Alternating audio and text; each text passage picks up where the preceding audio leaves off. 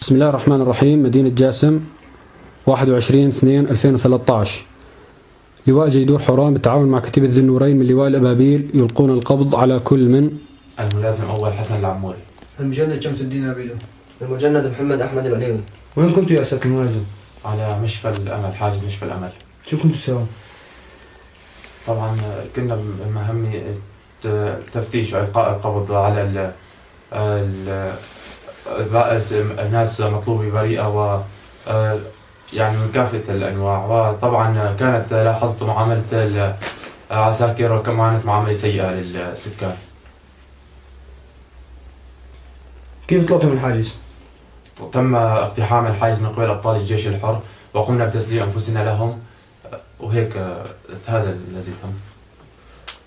طيب كيف عملكم؟ تمت معاملتنا أحسن معاملة من قبل الجيش الحر. شو بتنصح زملائك اللي بعدهم بالجيش؟ ننصحهم من أن لا يبقوا ولا دقيقة واحدة بالجيش. ليش؟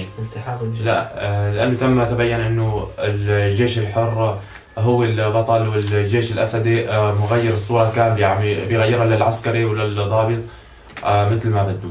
شو عم يقول لكم؟ يوصف أنه مجموعات إرهابية ومجموعات مسلحة وتقوم بتفجير وتدمير الضياع والأماكن.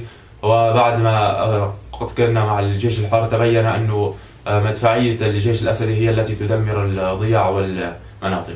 قصفوكم وانتم على الحاجز؟ تم قصف الحاجز ذاته. طبعا كنا بالحاجز صار قصف المدفعية على الحاجز نفسه، يعني بأي لحظة ممكن يتخلوا على أي ضابط أو صف ضابط عندهم.